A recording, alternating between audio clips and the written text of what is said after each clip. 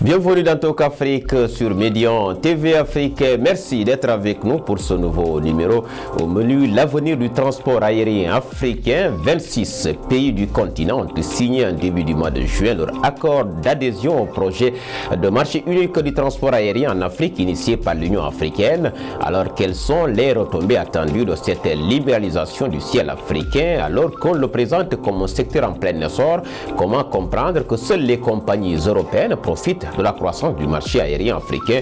Pourquoi les compagnies africaines ont autant de mal à faire face à la concurrence sur leur propre espace aérien? Et bien, deux invités avec moi sur ce plateau pour en parler. D'abord, Malik Tal, commandant de bord et consultant en aéronautique. Merci d'être avec nous. Merci M. Diallo de m'avoir convié à cette émission. Je suis très heureux d'être aujourd'hui sur le plateau de MTV et je profite aussi de l'occasion pour saluer nos téléspectateurs et faire un petit coucou à mes amis de Royal Air Maroc qui sont des amis de plus de 30 ans. Alors avec nous également sur ce plateau Mohamed Gueye, vous êtes le directeur de publication du quotidien d'information générale Le Quotidien. Merci d'avoir accepté notre invitation et bienvenue. Merci beaucoup, c'est moi qui vous remercie de votre invitation.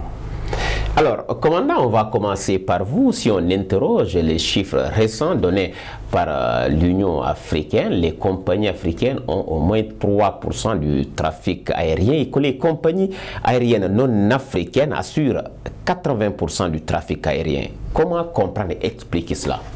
Bon, c'est vrai que, essayons déjà d'abord de quel est le contexte. Quel est le contexte de l'industrie du transport aérien en Afrique aujourd'hui? Comme vous le dites, les parts de marché, le nombre de passagers qui voyagent en Afrique tourne aux environs de entre 2,5 et 3% du trafic mondial. Très loin devant l'Asie-Pacifique qui tourne aux environs de 33% de parts de marché, de passagers sur ce continent. Le deuxième élément, c'est que l'Afrique reste encore la compagnie où on dénombre le plus grand nombre d'accidents. Et troisième élément, l'Afrique est l'un des continents où on dénombre aussi le plus grand nombre de compagnies qui déposent le bilan. Donc le contexte est relativement sombre. Mais pourquoi cela? Pourquoi les compagnies africaines éprouvent de réelles difficultés à s'affirmer sur le marché? Vous l'avez dit tout à l'heure, les parts de marché des compagnies, 80% environ des passagers sont tractés par des compagnies qui ne sont pas des compagnies africaines, ce sont des compagnies européennes, asiatiques, américaines, ainsi de suite. Sur la compétition, on y reviendra. Vous avez évoqué, pas à pas, vous avez évoqué tantôt beaucoup d'accidents qu'on a constatés. Y a-t-il des raisons qui l'expliquent? Oui, les raisons sont simples. L'Afrique est un continent pauvre. Les compagnies africaines sont des compagnies relativement pauvres. La flotte de ces compagnies est constituée pour la plupart d'avions de seconde main, qui ont entre 15 à 30 ans d'âge. L'environnement pour la maintenance en Afrique est un environnement pratiquement inexistant. Les grands centres de maintenance ne se trouvent pas en Afrique. Il y en a quelques-uns, il y en a au Maroc, un centre qui a été ouvert en collaboration avec Air France. Il y en a en Afrique du Sud, mais on les compte. Donc on est dans un environnement qui n'est pas un environnement favorable pour des opérations aériennes sécurisées. C'est ça, à mon avis, l'explication. Donc ça est un secteur capitaliste, comme on dit, il faut beaucoup d'investissements. Il faut beaucoup d'investissements, il faut beaucoup de moyens. Et bon, la plupart des compagnies africaines, si vous regardez leur structure de flotte, c'est des flottes qui sont composées d'avions, les avions les moins âgés ont entre 10 et 15 ans. Et ça va jusqu'à 30 ans parfois. Maintenant, il y a certaines compagnies telles que Ethiopian Airlines, Kenya Airways, Royal Air Maroc, Air Sénégal SA qui vient de naître affiche, comment dirais-je, une intention ferme de mettre en place une flotte jeune et moderne. Mais quand vous regardez, par exemple en Afrique centrale, c'est pas le cas. C'est pas le cas. On y reviendra. Entendant Mohamed Gueye, on parle de plus en plus de marché unique aérien en Afrique avec 26 pays qui ont acté en faveur de cet engagement et pourtant ces pays n'arrivent toujours pas à libéraliser le ciel africain comme on le dit. Mais ça vous inspire quel commentaire avec l'étroitesse du marché aérien africain? Bon, en fait, quand on dit libéraliser le marché, vous avez fait le constat, vous avez dit que quasiment la grande majorité de passages est, je ne dirais pas phagocyté, et entraîné vers les grandes compagnies étrangères. Si aujourd'hui vous voulez libéraliser le marché, mais qu'est-ce que vous allez obtenir par rapport rien que si vous prenez l'environnement de l'Afrique de l'Ouest, vous avez une compagnie ou deux dans chaque pays. Dans chaque pays. Alors, vous allez vous retrouver, et ces compagnies font toutes les mêmes destinations. Donc, ce que vous allez obtenir, c'est que, au mieux, ce sera une guerre de prix, si vous ne régularisez pas le système. Au pire, vous allez vous retrouver avec un service au rabais, parce qu'il faudra le plus attirer le monde, et c'est juste une frange de population. Je crois que ce qui serait bien à faire pour certains pays, j'imagine que ce n'est pas le cas pour tous, c'est-à-dire que quand vous prenez le cas du Sénégal, y a-t-il des incitations aux gens à voyager par avion? La seule destination intérieure que nous avons, c'est le Cap Skirring, c'est Ziguinchor en fait. Mais nous avons des aéroports à Tamba, à Saint-Louis, ailleurs. Est-ce que c'est le marché intérieur. Oui, mais d'abord, avant de chercher à conquérir le marché africain ou international, il faudrait d'abord assurer son propre marché. Nous avons ces problèmes-là à ce niveau-là. Vous prenez aujourd'hui Côte d'Ivoire Airlines cherche à moderniser sa flotte parce qu'elle s'est dit que Air Sénégal va arriver. Il y a Askai qui fait la même chose. C'est-à-dire vous libéralisez, mais vous libéralisez pour plus de concurrence. Alors, commandant, est-ce que les accords bilatéraux également ne peuvent pas favoriser la concurrence, parce qu'on parle de compétitivité des compagnies aériennes africaines face... Bon, pour parler de la libéralisation, il faut faire quand même un petit retour en arrière. C'est en 1945 à Chicago qu'on a signé la convention dite de Chicago. Cette convention a instauré en 1945 le principe du bilatéralisme. C'est-à-dire qu'aujourd'hui, à l'époque, pour aller d'un point A vers un point B, il faut qu'il y ait un accord entre les États A et B, et qu'il y ait réciprocité de capacité, réciprocité de fréquence et réciprocité de chance. C'est-à-dire, voilà, les choses étaient équilibrées. En 1978, le président Carter est venu, il a décrété la libéralisation du ciel américain. Ils ont poussé les Européens à les suivre, ils ont poussé des institutions de Bretton Woods telles que la Banque mondiale à faire, comment dirais-je, pression sur les petits États pour que les petits États suivent. Mais ça, c'est une libéralisation à trompe-l'œil. Jusqu'à aujourd'hui, pour aller ils vous disent que le ciel américain est ouvert, mais si moi, opérateur sénégalais, je veux aller aux États-Unis, je suis obligé de présenter un dossier, ils vont étudier ce dossier-là, ils vont me dire est-ce qu'ils sont d'accord, combien de vols vous pouvez faire par semaine, et ainsi de suite. S'ils ne veulent pas, l'opérateur sénégalais n'ira pas comment dirais-je, aux États-Unis. Et ensuite, Européens et Américains se sont concertés pour mettre en place des alliances, qui sont des mastodontes, où les compagnies se sont regroupées avec des forces de frappe extraordinaires, et ils ont dit on va prendre le monde. Et c'est ce qu'ils sont en train de faire. Et voilà, comme il y a la convention de Chicago qui reste encore de vigueur dans pas mal d'États. Il dit aux petits États, écoutez, maintenant, c'est l'open sky, ouvrez le ciel, et ils font toutes les pressions possibles. Moi, je ne suis pas d'accord pour cela. Vous n'êtes pas d'accord? Non, je ne suis pas d'accord pour cela. Avant de libéraliser, il faut qu'on ait les moyens de libéraliser. Si on n'a pas les moyens de libéraliser notre ciel, il est hors de question de libéraliser notre ciel. Si on libéralise aujourd'hui le ciel sénégalais, mais il n'y aura aucune chance pour une compagnie africaine de voir le jour, une compagnie africaine solide de voir le jour ici. Parce que les moyens sont disproportionnés. Ils vont venir, ils vont casser les tarifs, les compagnies africaines vont disparaître et après ils relèvent le tarif.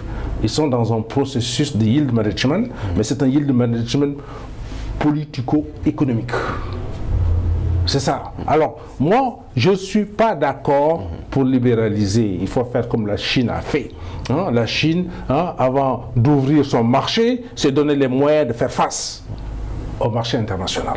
Nous, on n'a pas encore les moyens pour faire face au marché international. Il ne faut pas qu'on récupère les slogans, libéralisation, ceci, cela. Non. Il faut d'abord que notre bébé ait le temps de grandir, de devenir adolescent, de devenir adulte, de devenir fort pour faire face au choc extérieur. Ça, on n'a pas encore aujourd'hui les moyens. Justement, comment pourra-t-on faire grandir ce bébé? Comment pourra-t-on développer le transport aérien africain, Mohamed Gueye, compte tenu des moyens très limités pour certains États africains? Oui, mais c'est-à-dire qu'il faudrait qu'on se mette d'accord, parce que quand on parle d'ouvrir le ciel africain, développer les bébés africains, il faudrait d'abord savoir combien de bébés. Est-ce que vous pensez que au niveau du développement de l'Afrique aujourd'hui, il est viable de dire que chaque État africain devrait avoir sa bannière internationale? Ça pose problème. D'abord, nous n'avons pas, disons, de masse. Nous n'avons pas, chaque pays n'a pas les moyens d'entretenir une compagnie. Nous l'avons vu avec le cas du Sénégal, qui est quand même un pays qui pourrait compter dans la sous-région, qui a toutes les peines du monde à mettre en place une compagnie aérienne viable. Mais est-ce qu'une politique adéquate également a été définie par nos gouvernants? Parce qu'à côté du transport aérien, ça favorise le secteur du tourisme qui est l'un des secteurs moteurs de l'économie d'un pays. Oui, vous savez que vous parlez du tourisme. Le tourisme est l'un des maillons les plus importants de l'économie sénégalaise. Avec une part de chiffre d'affaires très importante. Donc je crois que le gouvernement du Sénégal est aussi conscient de ça, et c'est pour cela le gouvernement s'est battu pour avoir un aéroport flambant neuf qui puisse porter, disons, un drapeau national pour pouvoir, disons, attirer suffisamment de touristes et créer un hub au niveau ouest-africain. La question, c'est que, en fait, nous avons les ambitions, mais avons-nous les moyens de les ambitions? Les moyens ne sont pas seulement financiers, les moyens sont aussi techniques, les moyens sont aussi diplomatiques. Parce que ce qu'il faudrait, je crois que c'était dans la politique de la BCEAO, quand elle a encouragé la mise en place d'une compagnie comme Askai, qui a été portée, c'était dans l'idée de dire ce sera peut-être l'embryon d'une grande compagnie sous-régionale. Malheureusement, on a vu comment ça s'est développé, c'est devenu plus une compagnie togolaise, togolo-togolaise. Et aussi, il faudrait aussi, à côté de ça, avoir un partenaire stratégique. Fiable, compétitif aussi. Maintenant, toutes ces conditions sont connues. Le gouvernement sénégalais s'est essayé une fois avec une compagnie, Air Sénégal International, un peu dans ce schéma. Ça n'a pas abouti. Ils ont tenté d'autres expériences, ça n'a pas marché. Les Ivoiriens ont essayé. Ils ont essayé avec Air Ivoire. Ils ont, disons, comment je dirais, ils ont connu des échecs. Ils ont pris le temps de redémarrer encore. Maintenant, quelles que puissent être leurs envergures, ce seront toujours des compagnies minimes. Même si on ouvrait le ciel, comme dit le commandant aujourd'hui, ces compagnies n'auront pas l'envergure tant qu'elles voudront se développer chacune de leur côté, n'auront pas d'envergure nécessaire pour pouvoir faire face à des concurrents. Il faudrait changer de politique. Alors justement, sur cette question sur laquelle on va rebondir, c'est vrai qu'en Afrique, il y a également des compagnies aériennes qui ont une force de frappe, comme on dit souvent dans le jargon. Pour être beaucoup plus clair, on a Royal Air Maroc, vous l'avez cité, Ethiopian Airlines, vous l'avez cité parmi tant d'autres. Pourquoi les compagnies aériennes africaines ont autant de mal à faire face à la concurrence des compagnies aériennes européennes sur leur propre espace aérien? Non, parce qu'elles ont du mal à tenir le cap par rapport aux compagnies européennes la plupart du temps, parce qu'elles n'existent déjà pas d'une manière générale. Les quelques rares. Aujourd'hui, quand vous regardez dans la zone UMOA, il n'y a pas de compagnie africaine qui fait l'intercontinental. Il n'y en a pas. Mais Afrique centrale, il y avait un projet avec oui, il y avait un projet, mais je veux dire, aujourd'hui, sur l'axe l'intercontinental, les compagnies africaines sont inexistantes. C'est ça la réalité. Hein? Aujourd'hui, il faut prendre les choses par le bout. Pour créer une compagnie aérienne, pourquoi les compagnies aériennes, hein, j'ai fait le décompte concernant les compagnies aériennes qui ont déposé les bilans dans les 40 dernières années.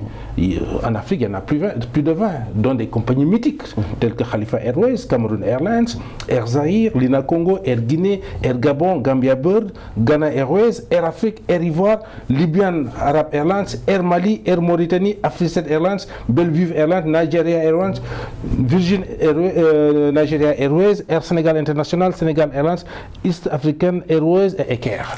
Hein? Il y en a 21. Hein? Mais pourquoi ces compagnies déposent souvent le bilan? Il y a dans la gestion d'une compagnie aérienne, il y a ce qu'on appelle les phénomènes endogènes et les phénomènes exogènes. Les phénomènes endogènes, ce qui plombe les compagnies africaines, c'est que d'abord, premièrement, c'est des compagnies souvent sous-capitalisées. Deuxièmement, dans le processus de maturation de la compagnie, il arrive des moments où on demande un appel de fonds aux investisseurs. Souvent, les investisseurs traînent les pieds pour apporter ces fonds. Troisièmement, on a des flottes inadaptées. Aujourd'hui, quand vous regardez la plupart des compagnies africaines, ces compagnies africaines sont ont une flotte composée d'avions de seconde génération. Quand vous dites avions de seconde génération, c'est qu'en termes de consommation carburant, vous consommez 15 à 17% plus que les autres. Hein? Sur un chapitre qui aujourd'hui tourne, qui en termes de coût d'exploitation couvre plus de 20 à 25% des coûts d'exploitation d'une compagnie. Hein? Donc vous avez des coûts de déplacement. Sur un chapitre de 20 à 25%, vous consommez 15 à 17% de plus. Hein? Sur la maintenance, c'est pareil. Hein? Alors, et sur la ponctualité, sur la qualité du produit, hein, ça impacte. Quand vous avez un avion de 20 à 25 ans, vous ne pouvez pas prétendre à la même qualité de produit qu'un avion neuf de moins de 5 ans. Hein. Alors, il y a donc ce problème de flotte. Hein. Maintenant, il y a quelques phénomènes exogènes. On l'a connu avec la guerre du Golfe, le choc pétrolier, hein, où le dollar est passé de 2 $ le baril, on est monté jusqu'à 100 $ à un moment donné. Hein? Toutes les compagnies du monde ont eu à souffrir de ce phénomène-là. Air France, ce qu'on connaît, en 1994, Air France était sur le point de déposer le bilan.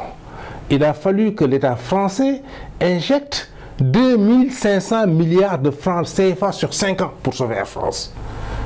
Quand Air Afrique a connu ce phénomène-là, Air Afrique demandait 50 milliards. Les 11 États n'étaient pas en mesure de donner les 50 milliards. Ensuite, ainsi de suite, j'ai listé beaucoup de choses.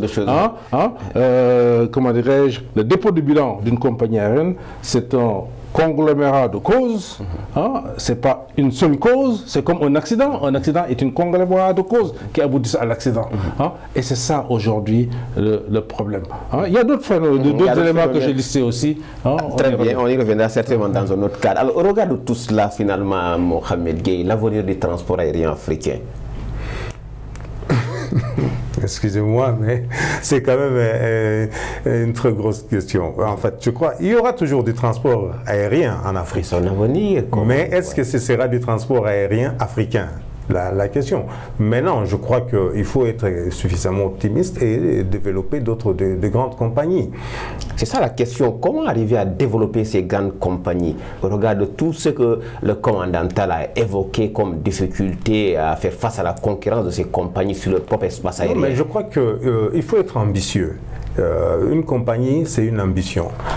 Quand je reprends l'exemple du Sénégal, le Sénégal est en train de développer une ambition de mettre en place une grande compagnie.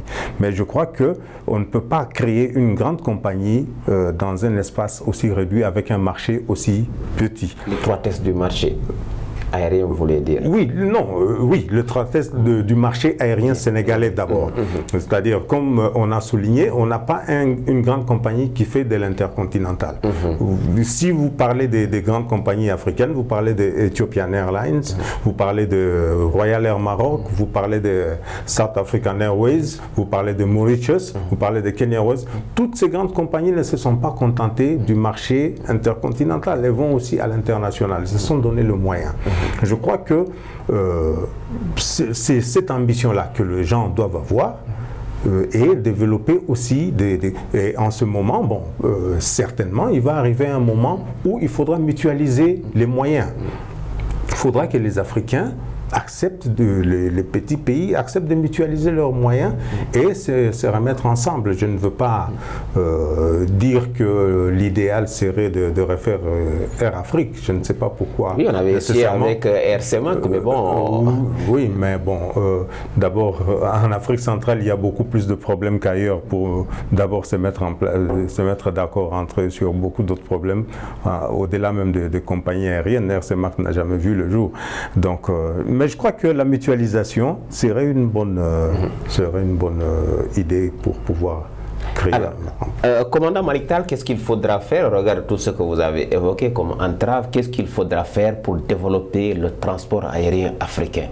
Moi, je parlerai d'abord du cas du Sénégal. J'ai eu le privilège de faire partie de l'équipe projet qui a mis en place comment dirais-je, qui a mis en place Air Sénégal et ça. Donc avant l'arrivée de Libribonne, j'ai eu le privilège de travailler sur l'étude de marché et sur le business plan. En faisant l'étude de marché de l'environnement Sénégal, on a constaté déjà le Sénégal, c'est à peu près 2 100 000 passagers par an, qui est le premier pays de l'UMOA aujourd'hui, devant la Côte d'Ivoire.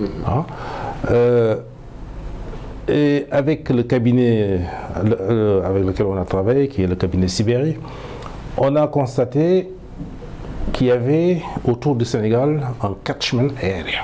Le catchment aérien, c'est-à-dire qu'on a une zone de captage de passagers. Le Sénégal est entouré de 8 pays. La Mauritanie, le Mali, la Gambie, la Guinée, Guinée-Bissau, Guinée-Conakry, un peu le Sierra Leone, entouré le Sierra Leone, en tout cas la République sierra-léonaise et le Libéria. Ensuite, on a les îles du Cap-Vert. Donc on est entouré de pays qui, à l'exception d'eux, n'ont pas de compagnie aérienne.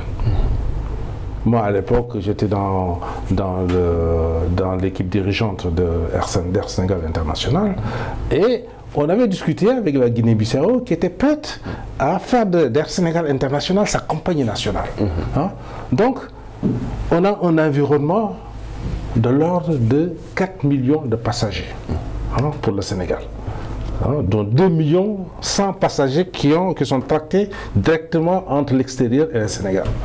Quand on a chiffré, quand on a fait le chiffrage économique de cette population-là, on était arrivé à 1,6 milliard de dollars. Et les dessertes impactées par le Sénégal, c'est-à-dire que les dessertes qu'on avait ciblées de faire, ce sont des dessertes qui environ généraient entre 600 et 700 millions de dollars. Donc le Sénégal a les moyens de mettre en place ce qu'on appelle une compagnie à taille critique. Ça veut dire une compagnie qui peut mettre en place une flotte, faire une exploitation, et la taille du marché lui permet de rentrer dans ses fonds. Et vous voulez qu'on multiplie ça dans les autres zones? C'est bien ça? Non, nous on parle déjà du Sénégal. Du Sénégal. Donc le Sénégal a les moyens aujourd'hui, de par la taille du marché, de mettre en place une compagnie pérenne. Maintenant, pour mettre cette compagnie pérenne, on a rapidement, allez-y. Pour mettre en place cette compagnie pérenne-là, il fallait tenir compte des erreurs du passé. Les erreurs du passé, c'est quoi? C'est mettre en place une flotte moderne. C'est se focaliser sur les dessertes rentables où Air Sénégal SA serait compagnie leader ou compagnie follower. C'est-à-dire qu'on ne peut pas être... Et maintenant, troisième élément, très important, c'est de mettre en place une rationalisation des droits de trafic. On voit une compagnie comme Ethiopian Airlines, qui est de l'autre côté de l'Afrique, hein, qui vient avec un très gros porteur, qui prend des passagers à Bamako pour les ramener à Dakar avec un avion de 250 places. C'est pas logique. C'est-à-dire c'est en dehors de ce qu'on appelle le principe de réciprocité. Hein, hein. Pour travailler sur un marché, il faut le faire à égalité des chances, à égalité de capacité, à égalité de fréquence. Hein? C'est ça. Hein? Une fois que la compagnie sénégalaise, après maintenant, on pourra voir après comment se mettre en place une synergie de coopération avec ces compagnies, avec la compagnie éthiopienne. Mais aujourd'hui, c'est ça les fondamentaux. Les fondamentaux, on a un marché qui est un marché porteur, hein, il nous faut mettre en place une flotte hein, adéquate, il nous faut mettre en place un capital raisonnable. Hein, le Sénégal est parti sur un capital initial de 40 milliards, un capital intermédiaire de 60 milliards et un capital cible de 100 milliards. Voilà, hein, ça c'est un capital intéressant. Hein. Et maintenant, hein, se consacrer sur les dessertes qui sont des dessertes profitables dans un premier temps, le temps que la compagnie ait les reins un temps soit pas solide. C'est la fin donc de cette émission. Malheureusement, la question est intéressante. Nous reviendrons sur cette question dans un autre cas. C'est la fin de cette émission Talk Afrique qui avait l'honneur et l'immense plaisir de recevoir commandant Malick Tall, commandant de bord, consultant en aéronautique, avec nous également Mohamed Gueye, directeur de publication du quotidien d'information générale Le Quotidien. Merci donc, messieurs, d'être venus pour décortiquer avec nous cette forte actualité relative à l'avenir des compagnies aériennes africaines. Merci également à vous d'avoir été de notre grand merci aux équipes techniques et rédactionnelles. Cette émission, vous pouvez la retrouver sur le site internet de Médion TV Afrique. Le rendez-vous est pris pour le prochain numéro.